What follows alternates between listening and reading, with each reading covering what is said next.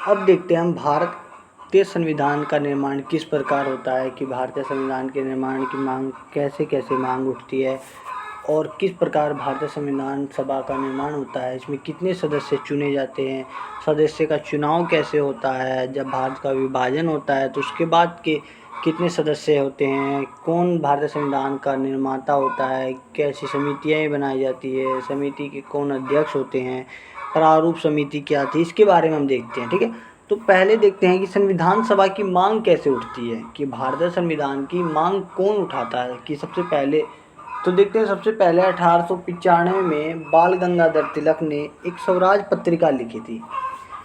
स्वराज पत्रिका बाल गंगाधर तिलक ने 1895 में लिखा था। उसमें अनौपचारिक रूप से भारतीय संविधान की मांग की बात की गई थी कि भारत का भी संविधान होना चाहिए। उन्हें अनौपचारिक रूप से ये बात कही थी।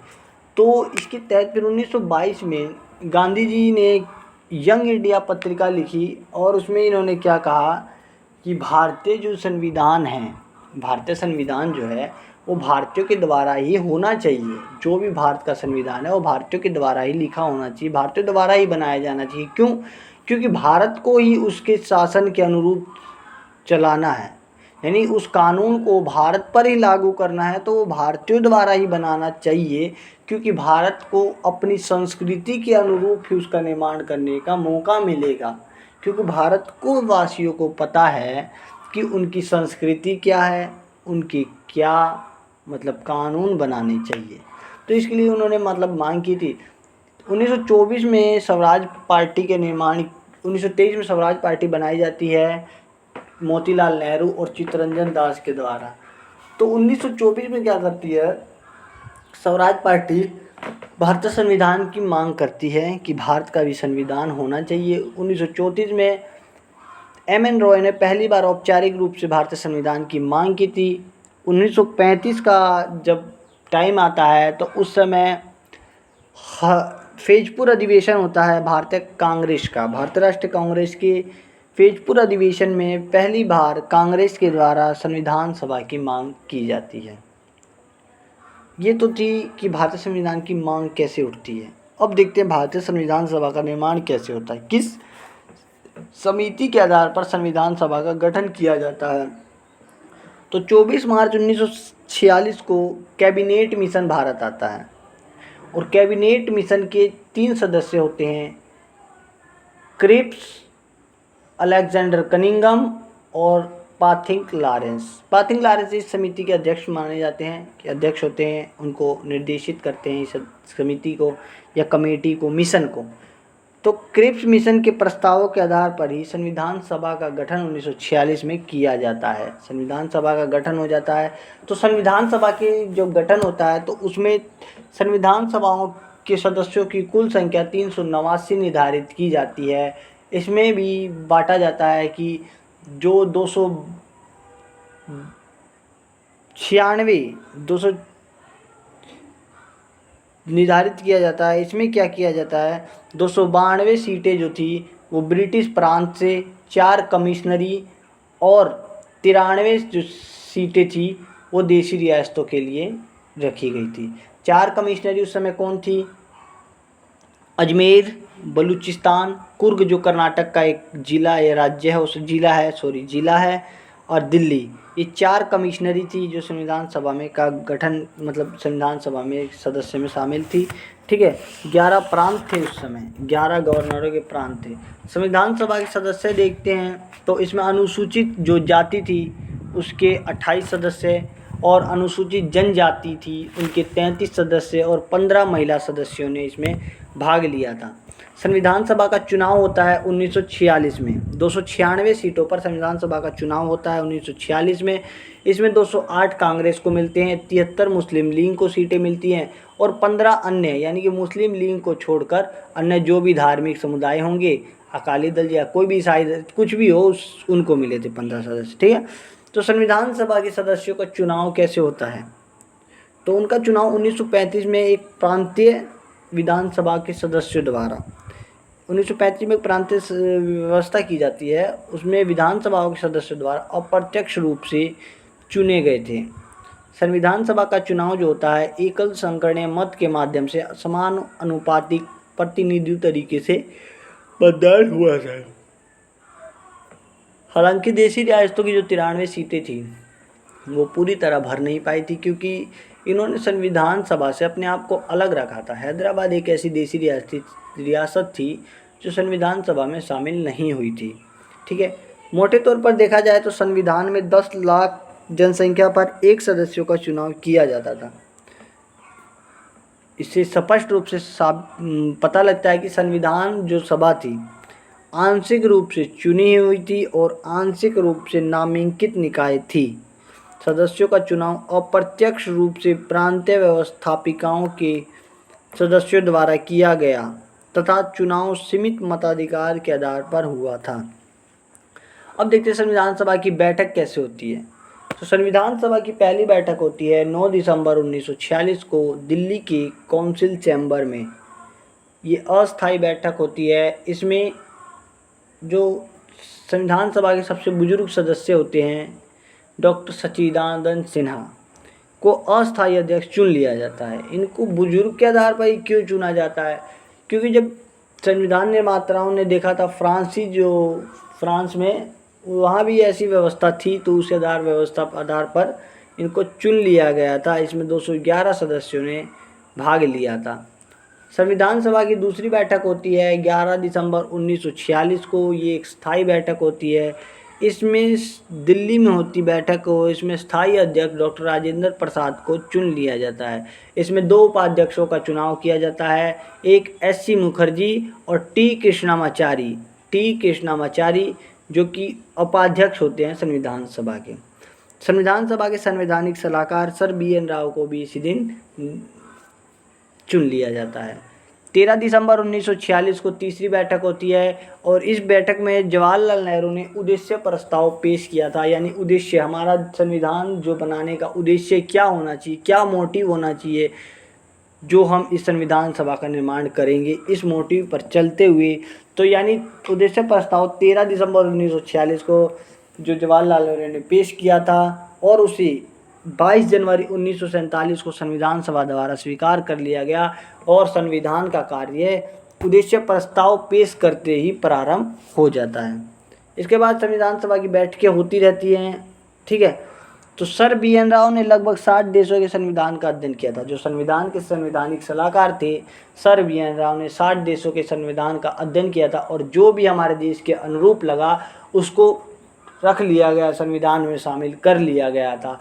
उसके बाद आज़ादी का टाइम आता है और 15 अगस्त को हमारा देश आज़ाद हो जाता है।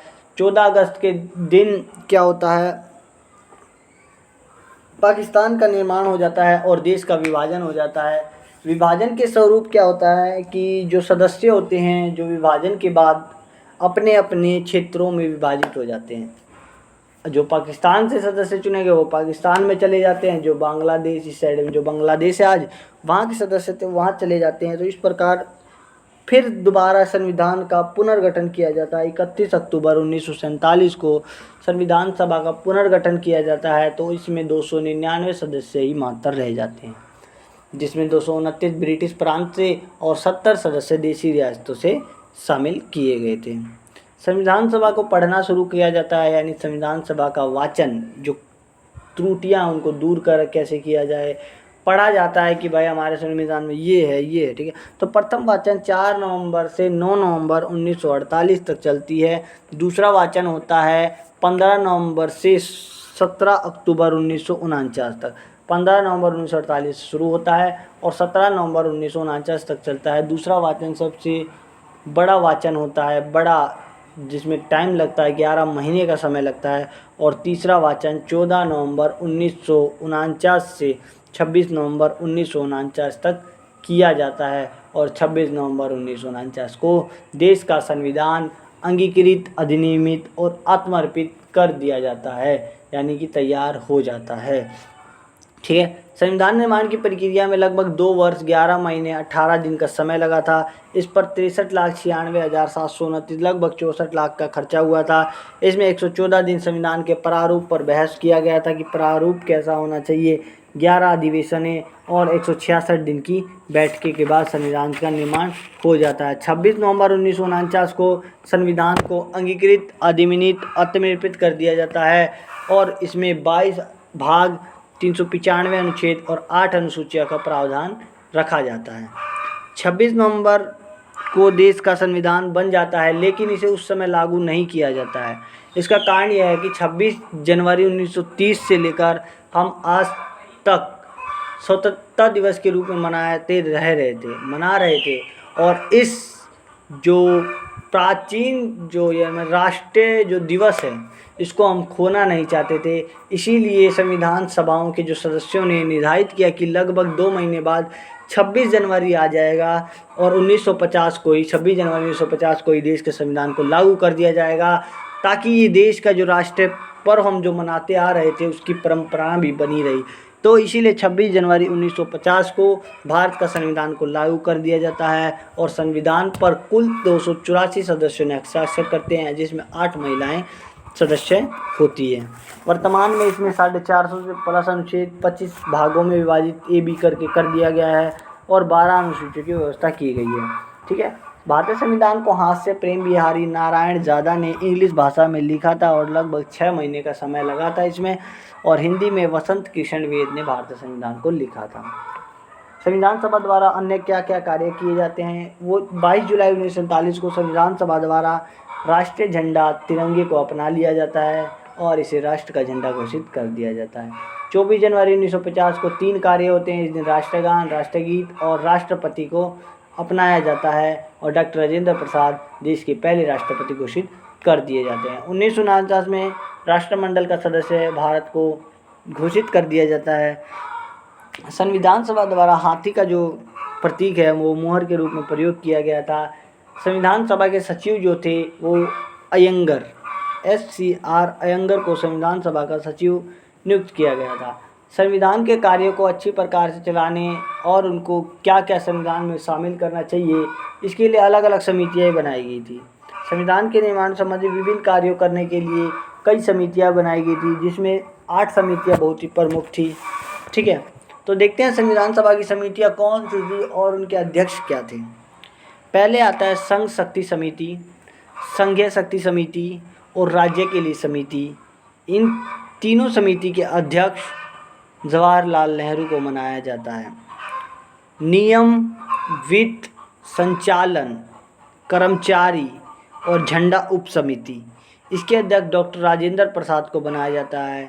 प्रांतीय संविधान, मूल अधिकार और अल्पसंख्यक समिति अपने पटेल साहब, यानी कि क्या नाम था, सरदार वल्लभ भाई पटेल को बनाया जाता है। ठीक है। झंडा समिति के अध्यक्ष और मूल अधिकार उप समिति, मूल अधिकार समिति सरदार पटेल, मूल अधिकार उप समिति JB कृपलानी, झंडा समिति JB कृपलानी, नीति निर्देशक समिति तेज बहादुर समप्रभु, अल्पसंख्यक उप समिति SC मुखर्जी और प्रारूप समिति डॉक्टर BR अम्बेडकर।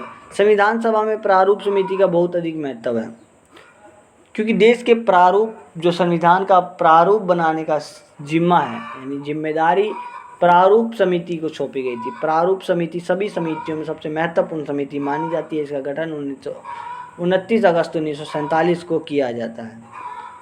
क्यों किया जाता है? क्योंकि संविधान के संवैधानिक सलाहकार सर BN राव ने देश का पहला प्रारूप, संविधान का पहला प्रारूप तैयार किया था। इसमें 243 अनुच्छेद और 13 अनुसूचियों की व्यवस्था उन्होंने की थी। इसके लिए उन्होंने क्या करा कि प्रारूप समिति का 7 सदस्य प्रारूप समिति का गठन किया जाता है। इसके अध्यक्ष डॉक्टर BR अम्बेडकर को बनाया जाता है। इसमें 7 सदस्य कौन से थे? गोपाल स्वामी अय्यर, केशव स्वामी Iyer, KM Munshi, Mohammad Sadulla, B Mittal, Madhavrao, BN Mittal, DP Khetan, Krishnamachari. इसमें 2 सदस्यों की मृत्यु हो जाती है, जिसमें क्या नाम रहता है?